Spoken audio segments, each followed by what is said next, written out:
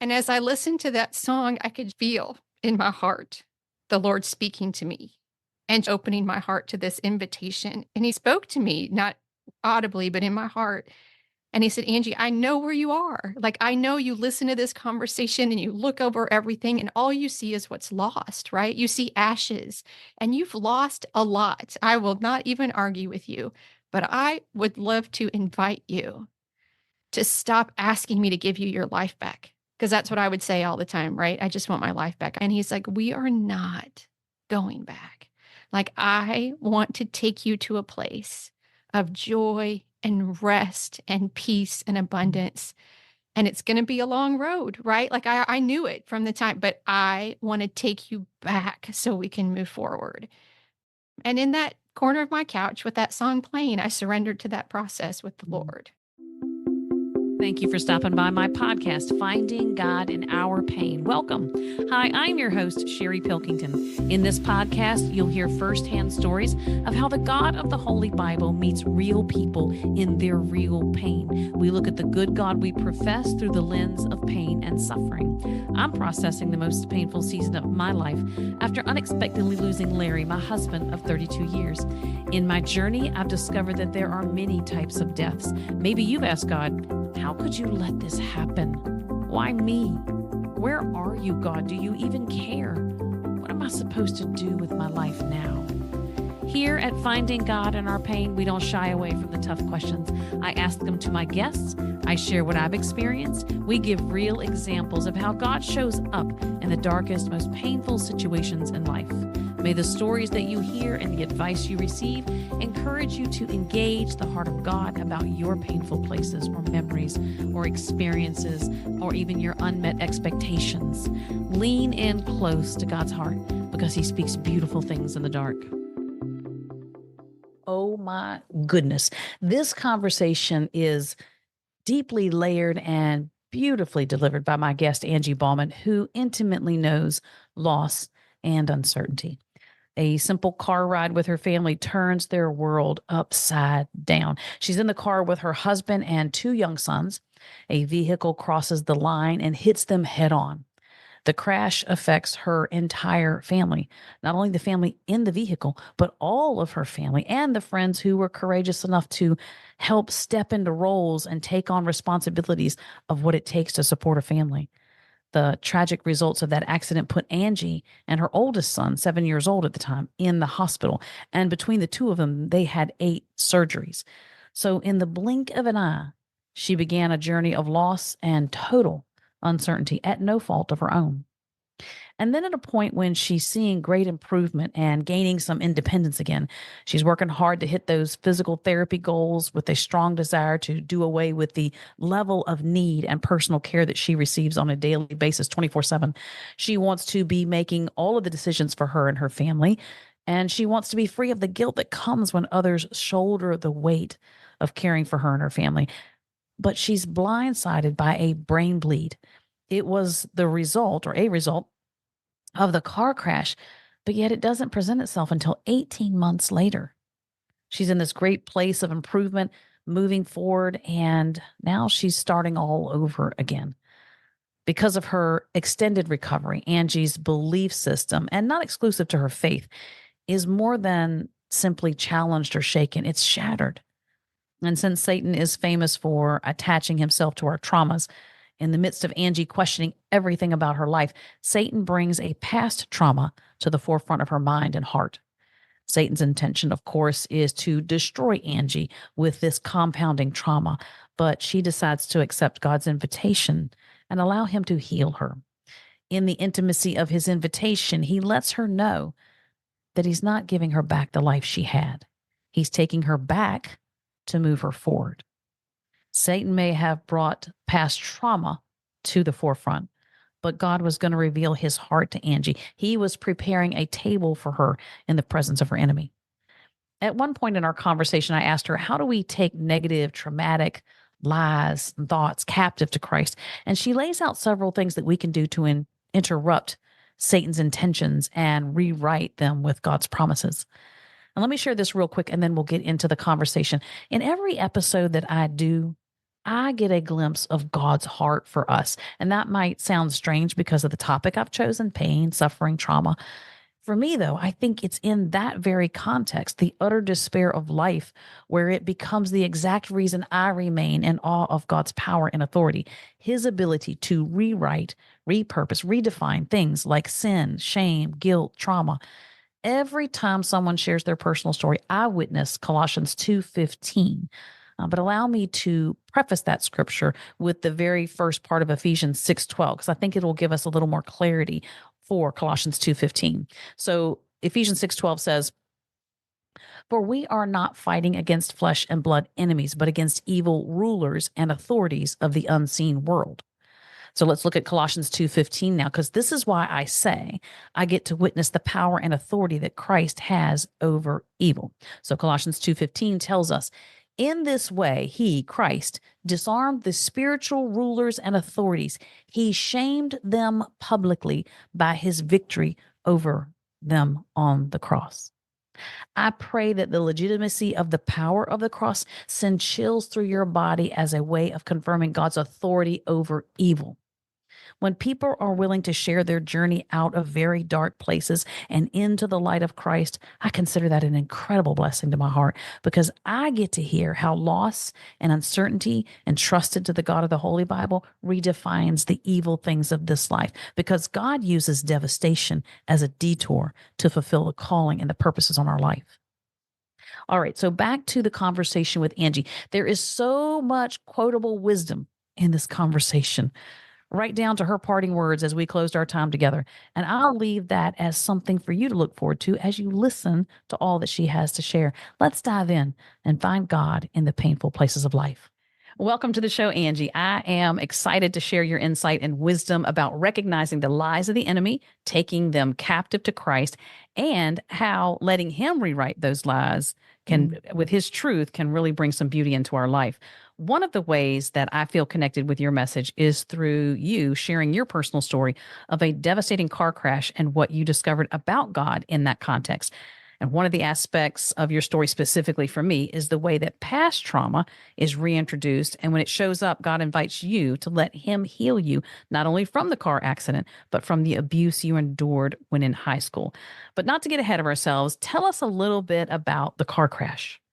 Hey, thanks for having me first. Can I just say that I'm so Yeah. honored to be here. And I was listening to you introduce this, I just felt this stirring that someone might be going through something that's really hard right now.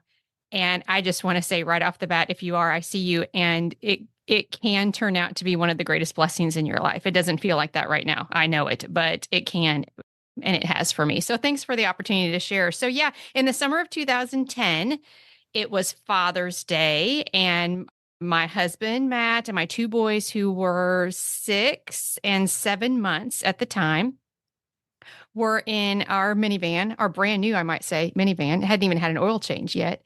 And there was a man who fell asleep at the wheel, crossed the center line, and hit us head on. And it rocked basically everything that was in our life at that time ceased, and everything began to focus on recovery. So my older son was airlifted from the scene. He had a concussion. Both of his arms were broken. I was taken to a different hospital with a concussion. My shoulder was crushed, multiple broken bones, all of that. We had 8 surgeries over the next couple of weeks between the two of us. And then I spent the next 9 months in rehab, in physical therapy and rehab, trying to basically be strong enough to take care of myself again. It was months before I was left on my own and I could drive and do kind of all of those things that happened, or that, that were used to happening in our life. I didn't walk.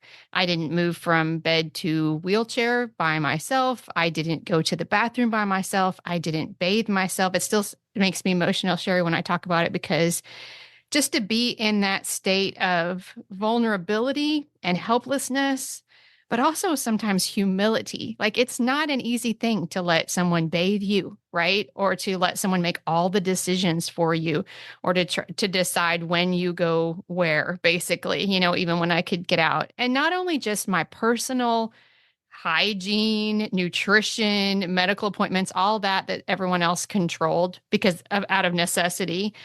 I was used to. As a matter of fact, I prided myself. Is that the way you say it? I was proud of myself for being a wife and being a mom and being a pastor and being a volunteer at school and getting the groceries and do all the things that we do as women, as wives and mothers and daughters and sisters and friends and all of that. And I had a lot of balls in the air that I was juggling and a lot of plates that I kept spinning. And not only was my body broken, but it just felt like my life had come crashing down around me. And I was left, you said in your intro about like reintroducing trauma. I was left in this helpless situation where I felt like I had no voice and no value. And that was sort of it's that those feelings are what catapulted me into an an understanding that God was inviting not just physical healing in this season, but deep emotional healing as well. My mind just keeps going about the layers of devastation when something like that happens, the loss.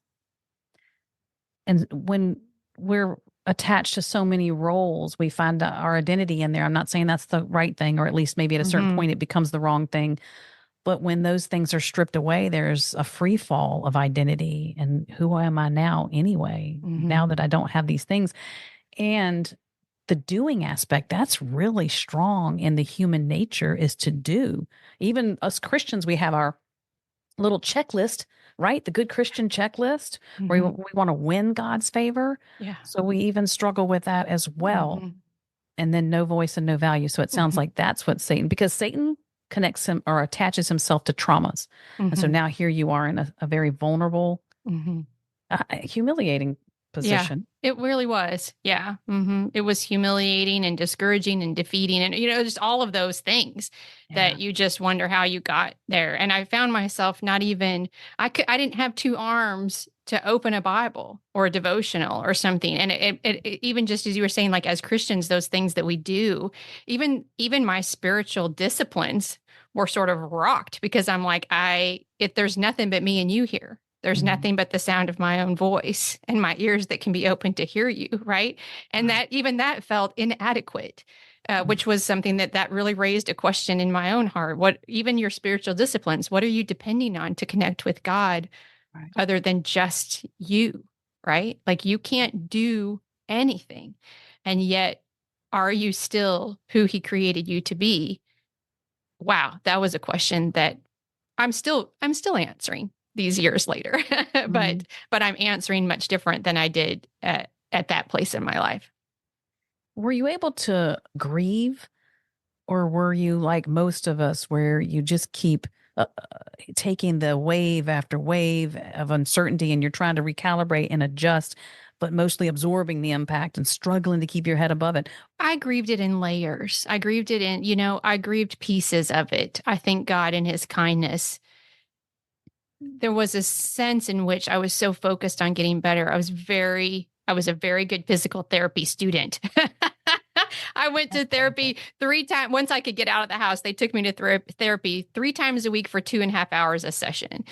But I got to know my therapists very well. There were two women who took care of me, right? And I will say, they helped me grieve it, right? Mhm. As my body was building, I would talk to them about things. Oh, makes me emotional. I would talk to them about things I couldn't do and wanted to do, right? And that Right. was a part of that grieving process. They began to help me set realistic expectations for what I could expect in the future because my body wasn't going to go back to the way it was before, right? And so I think those hours in therapy, and I think about my husband in that time too, because our baby was, like I said, at 7 months when the car crash happened, and my husband had a lot of anger. People process things differently.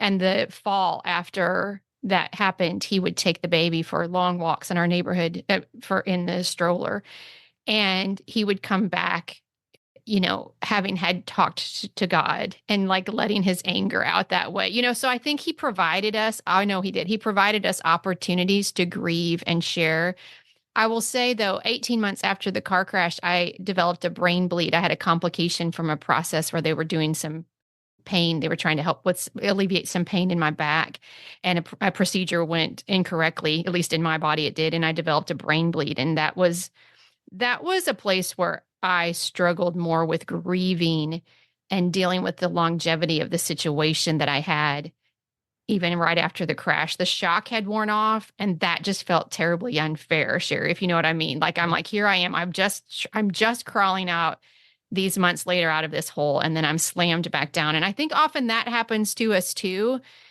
And the enemy will try to say, see, God doesn't see you. God doesn't care about you. You've been working so hard, and yet you're back in this place where you can't even take care of yourself again, and all of those kind of things. I guess I say that as encouragement too, even though it doesn't probably sound like encouragement, but sometimes it's a long road.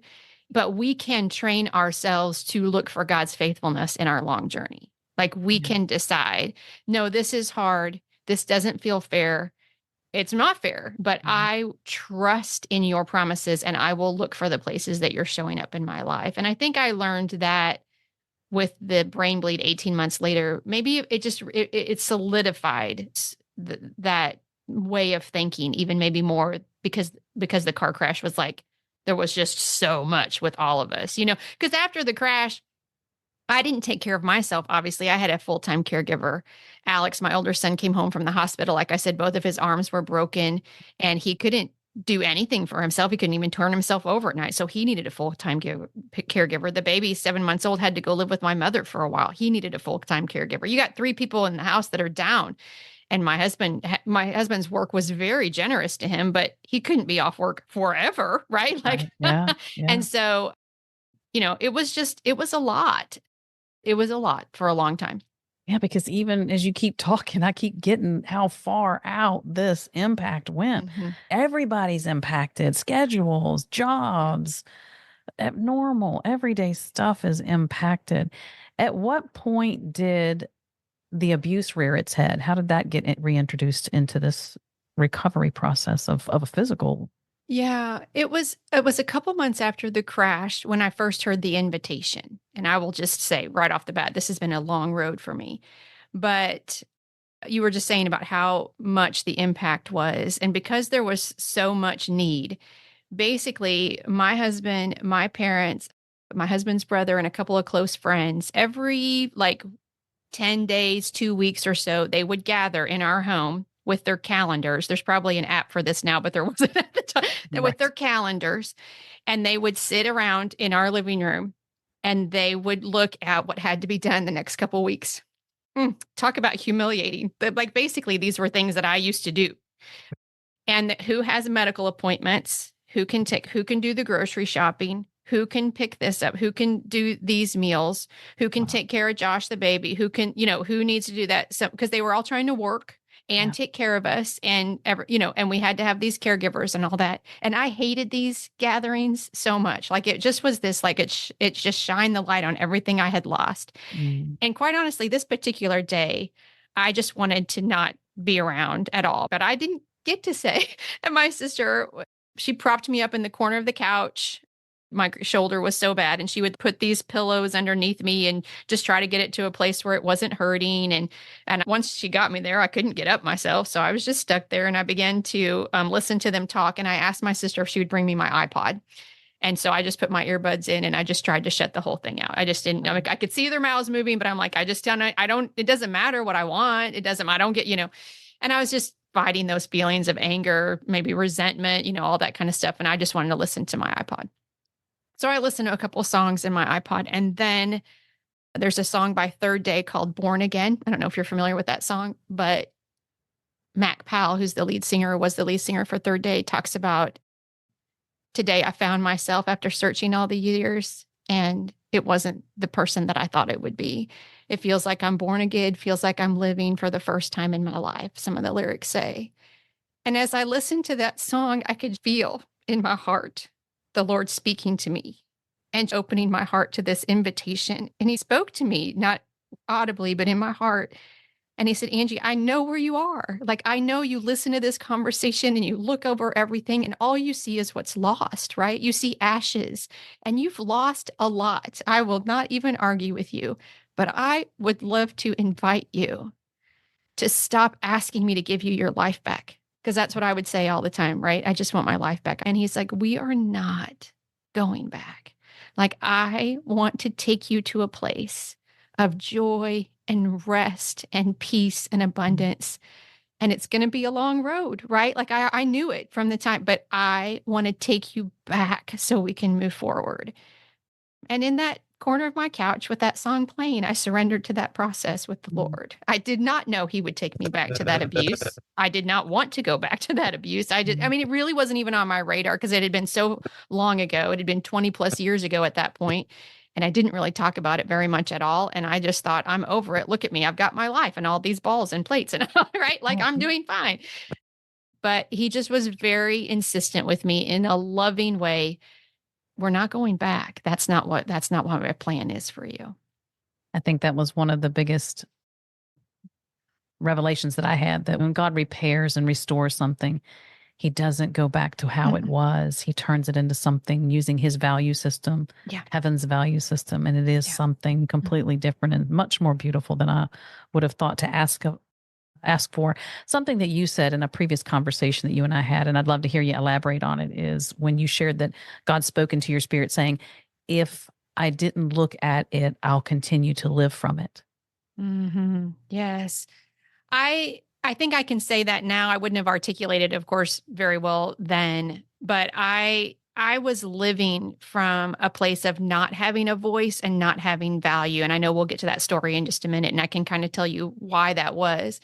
Because I didn't believe that I was worth, and I didn't really even know that I believed this, but now I know. I didn't believe that I was worth anything for who I was. I just didn't believe in that. I just didn't. I believed that I needed to be worth something for what I did. Mm. And if I didn't work through this abuse, the only thing that was going to happen was I was going to go right back to those old habits, right? Of just, okay, I'm here. I can organize. I can lead. I can produce. I can all of these things, and then I'll have a place at this table. And he wanted me to live from his. He wanted me to live from the way that he saw me, not from the way that the rejection after the abuse happened defined me, or how I Mm. was allowing myself to be defined based on that circumstance. Especially as children, young people, we create a belief system around things that happen to us and the experiences that unfold Yeah. for things, and such as trauma.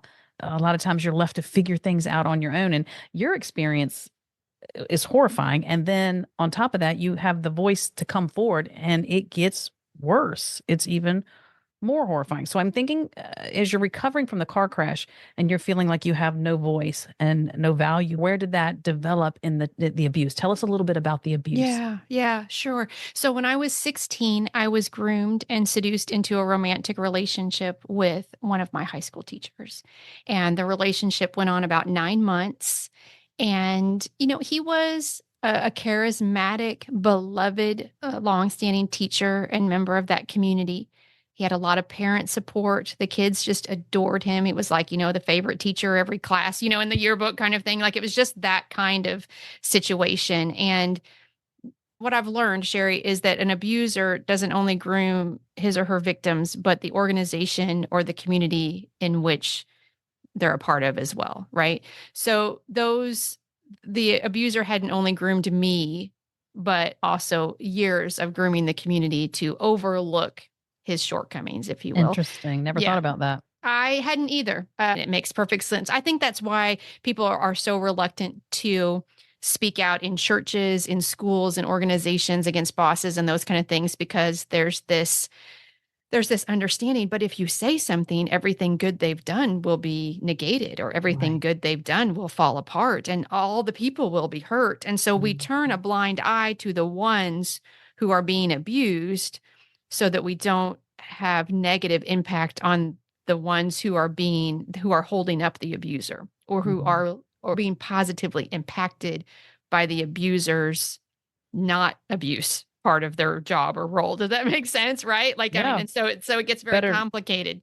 better to sacrifice one, you, than Mhm. the whole community look like a fool. Yes. Yes, Wow. and that story is repeated over and over again in our Wow. society. Yeah. But when I decided there was an investigation that was opened up. The police were involved.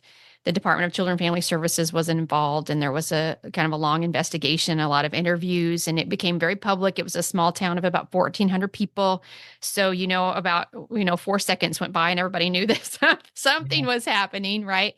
And I was asked to testify before the board. It was just a long, drawn out, devastating process. And what happened is the community made a decision, I guess, to believe his explanation of the relationship, to ignore the fact that there was a special girl a year at least, right? Like there was a long line of this, and to discredit me.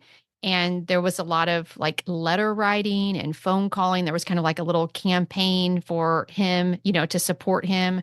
I remember one night, Sherry, and this is a night that I lived from for lots and lots of years. And when something triggers me, I have to be really intentional to know to not live from this place again, right? So this is like this was the turning point for this. There was a night that I was going to testify before the school board, and before we went into closed session, there was a meeting, like an open session in the cafeteria. They moved it to the cafeteria because so many people came to the board meeting that night. And people began to I sat alone. There was one friend from school that sat beside me on this cafeteria table down there, and everybody else was kind of over to the side. I felt like the way the Bible describes a leper. Like I felt like that.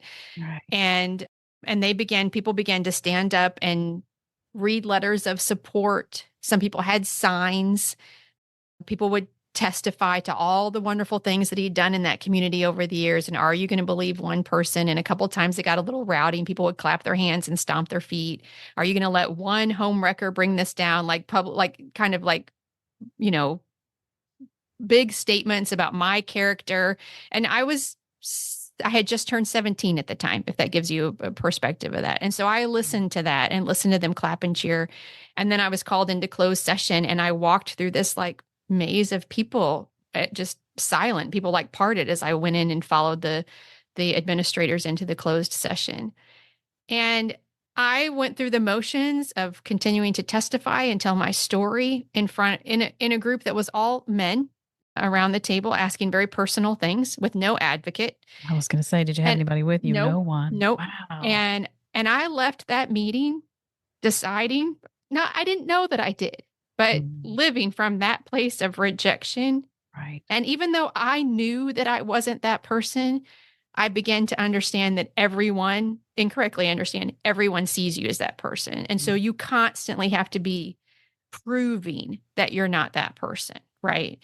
So I began to move through relationships expecting that kind of rejection. If I mess up, or when's it coming, and all that. And so that's the place that I was living from, mm, and how much work it took. And I loved Jesus and I believed that he loved me. Like that never changed. It really never changed. But I also believed that again, like I said at the beginning, that I really didn't have a voice and that I didn't have value to the world. mm. And I can see how you would arrive at that conclusion, Hmm. because I can only imagine the names they were calling you Hmm. and Oh, screaming at yes. you. And Yeah. yeah, I think that is one of the biggest deterrents for people Mhm. coming forward. It is, and I do know now it wasn't me. It wasn't me. I was just the thing that was threatening their security in him, right? The program that he had built, the way that they found their identity in the program, they didn't want to be wrong about him. I think sometimes when something like that happens and we realize we're wrong about someone, then it just raises up all these other questions about what else we're wrong about. Like it just was too shocking and too scary for them to accept that truth. And the easiest way to move forward with their life and get their life back, the way, like I was saying before, was to limit the threat of that. And in that moment and in that circumstance, that threat was me. Did anyone else come forward? Was he prosecuted and found guilty? So he actually did lose his job from that school after that happened, but he did not lose his license in the state of Illinois. And so he did go on to teach other places. Mm. If anyone else came forward, I did not know it. I still don't know it at the time, but it was interesting because the caseworker for the Department of Children and Family Services actually brought in a woman who I thought was very old at the time. She was probably in her early 20s. She had a baby, and so I thought she was Right. ancient. I remember But thinking that. yeah, so she came in and the caseworker introduced us, and she had brought a yearbook with her. And she said, I just want you to read something. And I don't even know how. This is the way God works. She opened up her yearbook, and in the yearbook was a long letter from this teacher to her. And so I began to read some of the things that he wrote to her, and it just all sort of had this familiar ring to it, right? And then it said, it was words of a poem that he had said he'd written for me. And it was like word for word, what he'd written in her yearbook for her. And that was the turning point for me. Up until that time, I was saying, oh, we're just friends. It's just, you've got the wrong idea. It's fine. And he would tell me what to say, and I would say it, and all, going back and forth. And when I read that, it all just sort of fell apart and into place at the same time. And I knew he'd been lying, Mm. and I knew I'd been wrong. And it was a day or two after that, I took this big folder of letters to the department, to that caseworker, and she copied them all. And that's when I began to open up about what had happened. I think it sounds like maybe the young woman saw something going on and to share that with you to say, "Hey, I I don't know. understand." Yeah, I don't know how we were connected, but she must have reached out to the caseworker or something, and then the caseworker thought it might be helpful to Right. them. They were wanting me to. They knew I wasn't being honest about what the relationship was, and they were wanting me to be honest about it, but I was afraid, of course, and You're that's the thing 16, that turned it. 17. Yeah, When I'm thinking about all that's unfolding and now you're having to deal with trauma from the past and you're trying to recover physically and feeling so much. And these are my words because I think about that. I would feel like a burden to people. for But sure. so what was your biggest why question for God? I love that question. I think I don't want to sound over spiritual. I do think I, well, okay, two questions. I'll ask this. Why all of us? I think that was really hard for me. The separation between me and my children and the time that I lost with them. I think that was probably one of my biggest whys. And I think also why now? Even when I realized that this was a journey of deep healing, I think why now? My The most difficult thing for me to overcome was that my younger son, Josh, we were separated enough that when I began to heal, he didn't want me anymore. And that was a long process. I had to fight to be back. Even when I would go into his room, like when he would wake up for a nap, he would just shake his head and scream, no, no, no. And Sherry, that was heartbreaking as a That's mom. You're about to Yeah. make me cry. Yeah. That was heartbreaking. And he would allow my husband and my mother to care for him, but he didn't want me to. And I think one of the hardest things for me still is that time with Josh. I never bathed him again. I did teach myself to change his diaper again, but let me tell you, we had some messy times. Some messy, stinky We times. had some messy times. We had some poo on both of us because I only had one arm for a long time. But I was trying so hard to fight for that baby, and Yeah. they change so fast at that age, and they grow and stuff so much. But I think for myself, why now? Mm, Because of when is the right time, but because my kids were so young and I felt like right. they needed me so much. And I think why this disconnect between me and Josh. Those were the hardest things for me. Mm. They are indeed cutting to a mother's heart. That's for Yeah. sure. hmm Yeah. But I think on the flip side is that my boys have been the motivation to do this work. They were the motivation for me to do the physical work when I was going to PT and I was such a good student. I wanted to take care of my children again. That Mm. was the main thing. I want to take care of my children again. And so tell me how much work I need to do so that I can do it as fast as I can. And then when it changed from physical to emotional healing that the Lord invited me to do and go Mm. back into this abuse and think about it and think about the forgiveness I needed to offer to myself and to others, to think about the place from which I was always operating, from that place of expecting rejection and feeling like I had no voice and no value. I wanted to change that in myself so that I could mother them better. Mm, I was mothering them from a place of brokenness.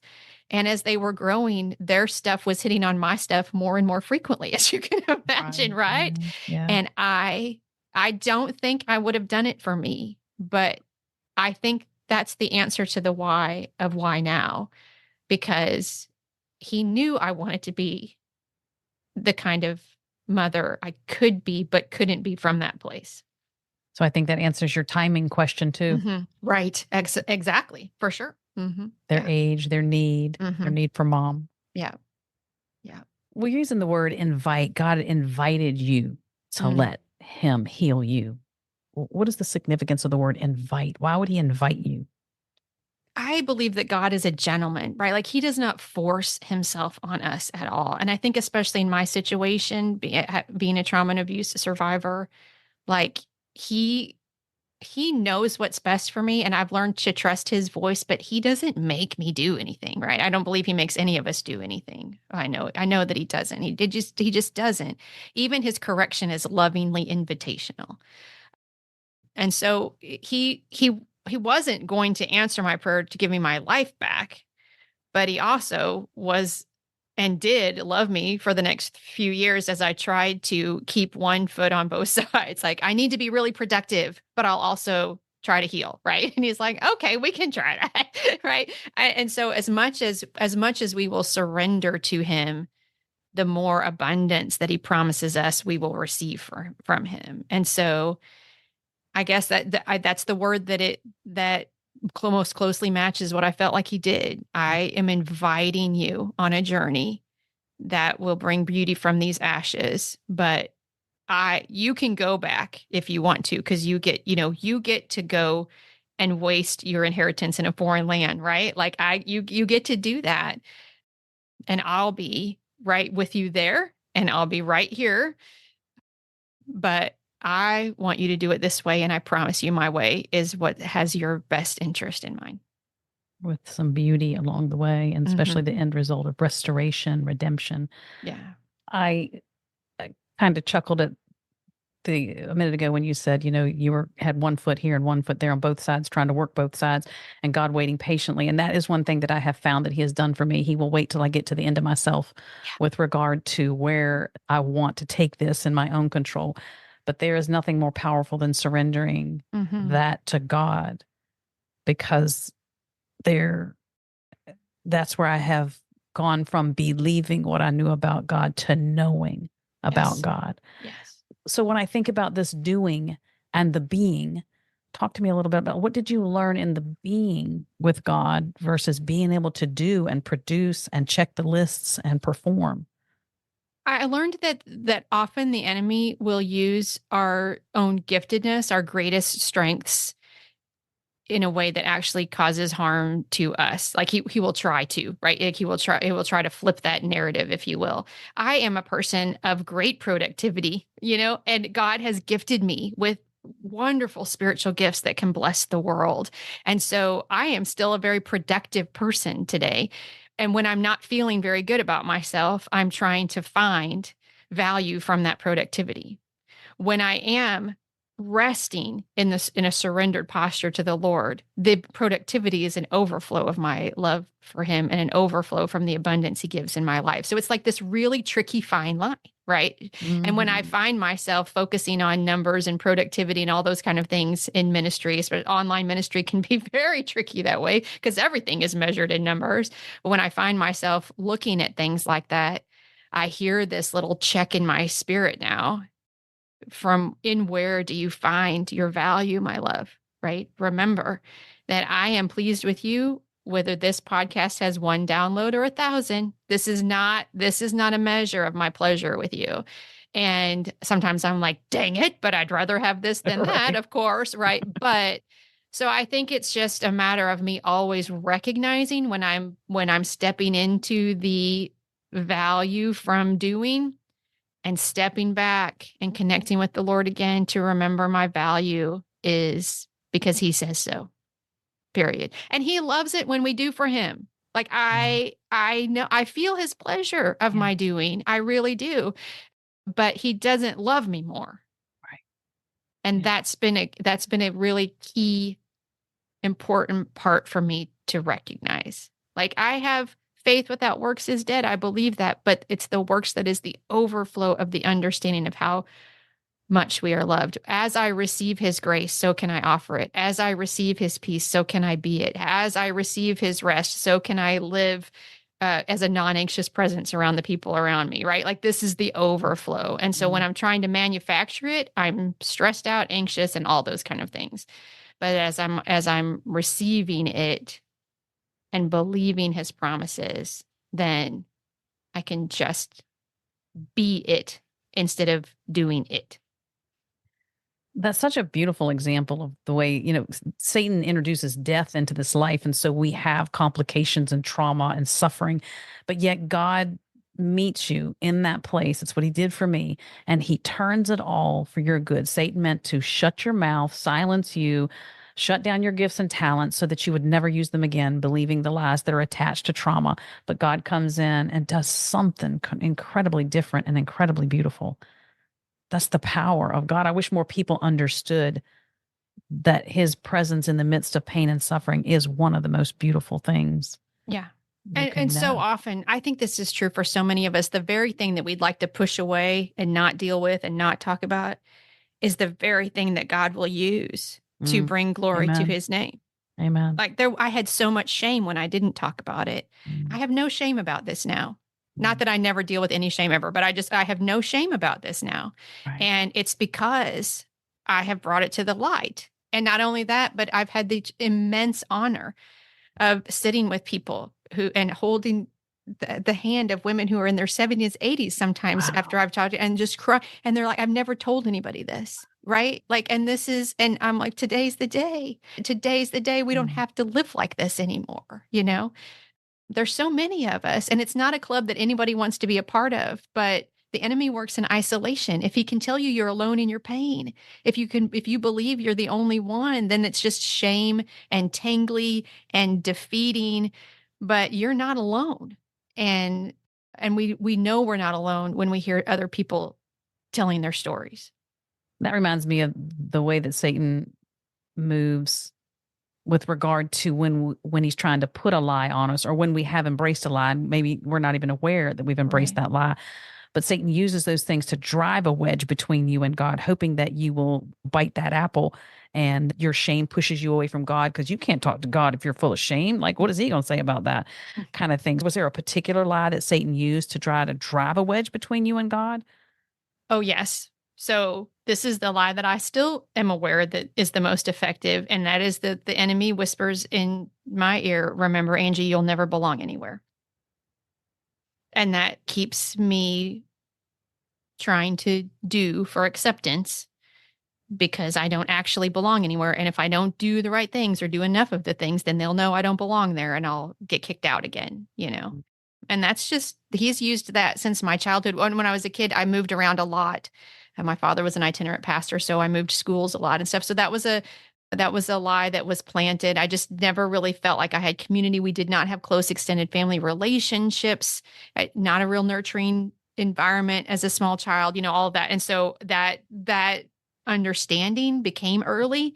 Part of that's what made me so vulnerable to the teacher's abuse. Mhm. And then that lie or that belief was just compounded, right? Like Right. expounded all of the Yeah. things when that happened. And so, oh yeah, that's still his favorite one for me. Mhm.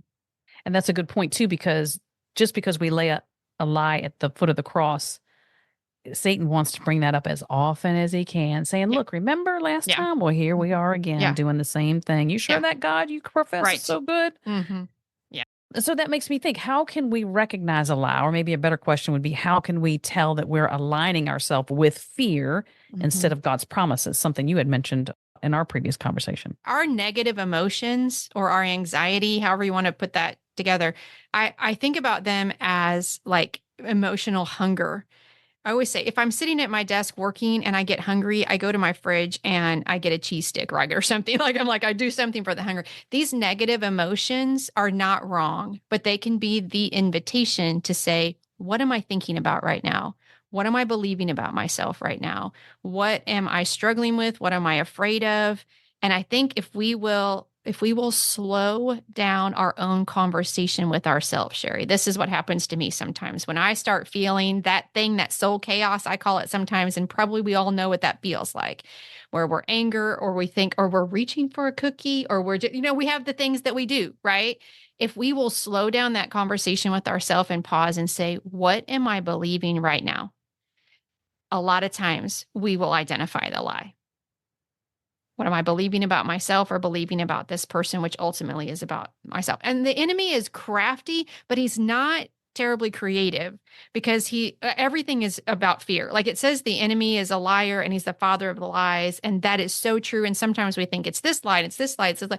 Ultimately, this is my hypothesis. I encourage you to test it out, see what you think. Ultimately, I think every lie is be afraid Mm, of dot dot dot, right? But he's mhm. always telling us to be afraid.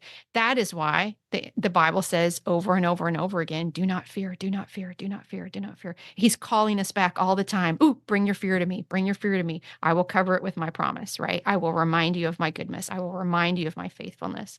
So will we, when we feel that way, whatever that way is to you, my friend, will we pause and say, what am I believing right now? And then how do we take that captive to Christ? Once we identify what we are fearing, because for me, when I peel away all of my symptoms and all of the trauma and stuff, for me, it comes down to the fear of being alone, ultimately separated from God. And so, how do we take that captive? What does that mean to take something captive to Christ?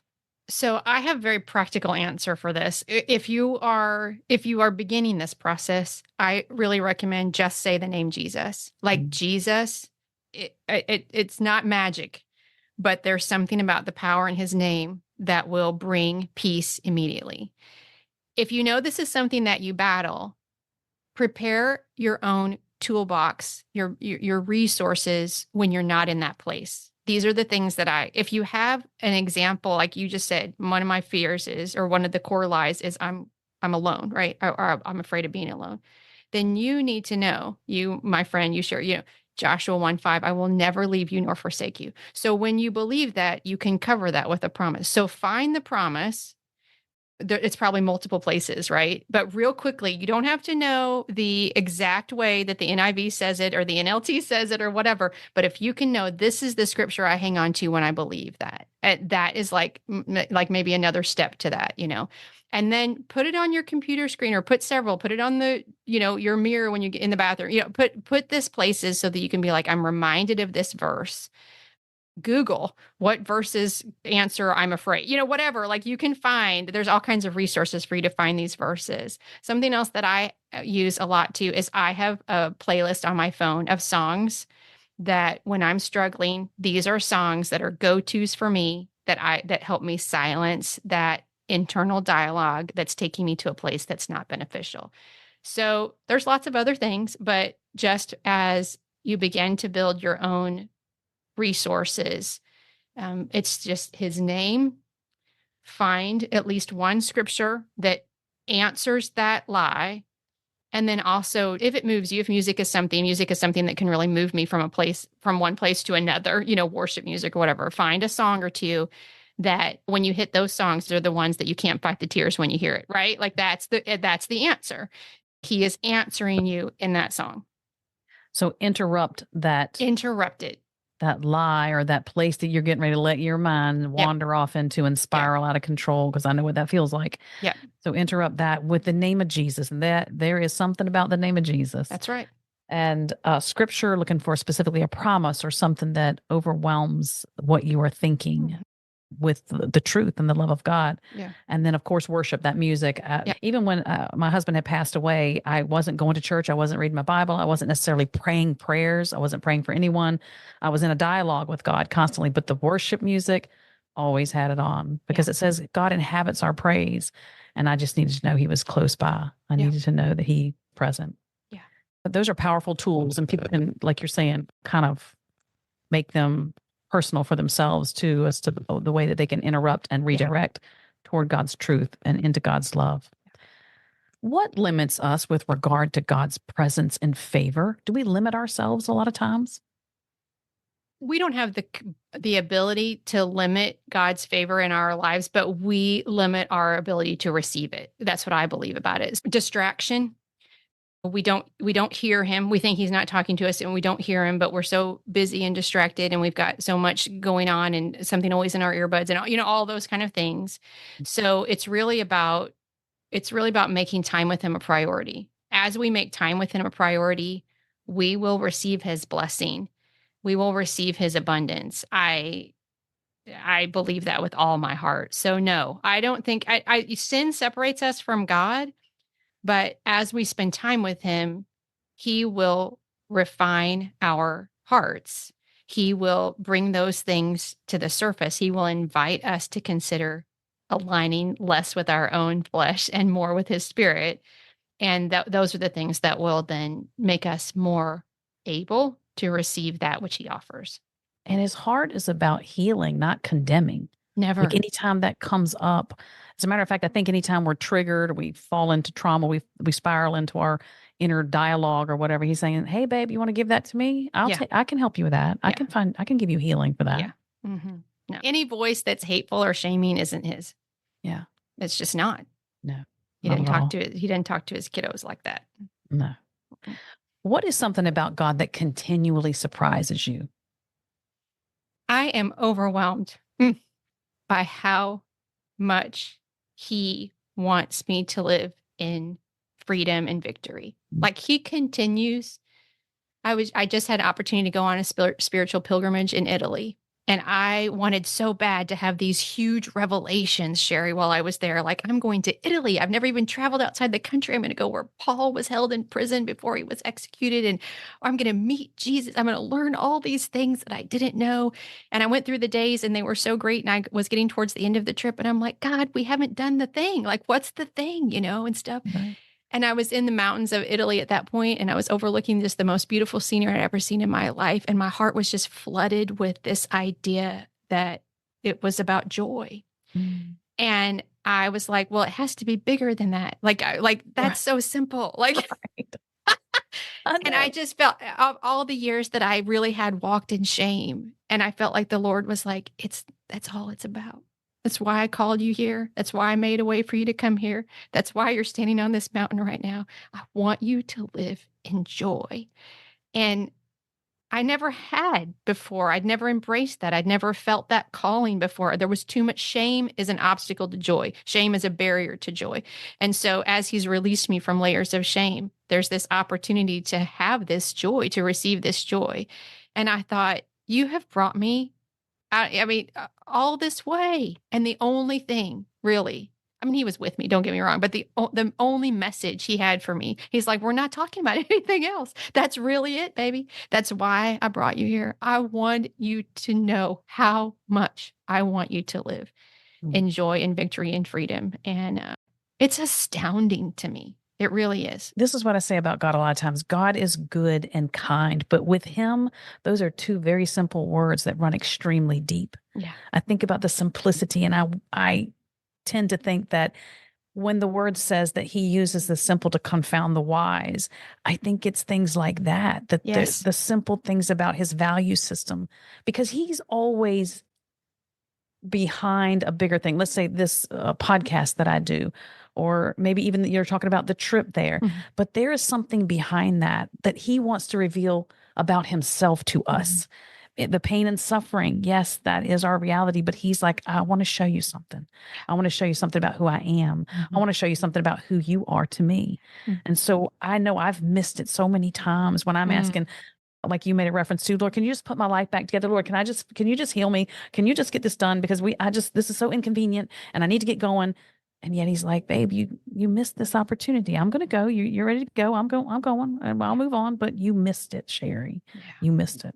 And that, when I think about that, sometimes it breaks my heart, because there is a level of intimacy with God that he always wants to reveal about himself. Yeah. Yeah. And I'm so busy doing.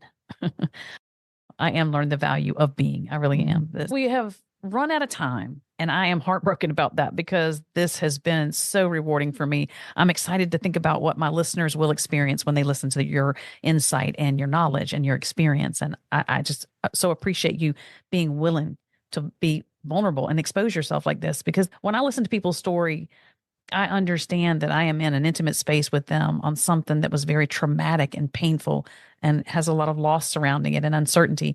And that's vulnerable. That's vulnerability to me. So thank you very much for that. I'm going to wrap with two questions that I always like to ask my guests. Is there anything that I have not asked you that you want to share before we close? I will just reiterate what I said a moment ago about time with him. There is no substitute. So if you're any place that you're struggling, we're all struggling someplace. The place that you're struggling that you don't have the answer for, the answer isn't about working harder, it's about connecting more. And I just believe that with my whole heart. So I just encourage you to make your spiritual health a priority. It's hard to do, but it is harder not to do. My final question: what is the one thing you want for our listeners to leave this conversation with? If they can't remember anything else, they remember one thing. What is that one thing? Your life and your story is not defined by your hard thing. Mm, As a matter of fact, it's that hard thing that God can bring the most beauty from. mm. That's some beautiful hope for somebody today Mm. to realize that. Angie, you've been fabulous. Thank you so much for your time and your energy. I have It so has appreciated been it. a joy connecting with you. Yes, thank you so much for allowing me to share. Thank you for your time and for sharing this experience with my guest. I hope you have found encouragement for today and a deeper revelation of God's heart in the midst of pain and suffering. We'd love to have you as a subscriber to Finding God in Our Pain so that you can be connected with all my guests as they share their personal experiences and professional knowledge about pain and suffering.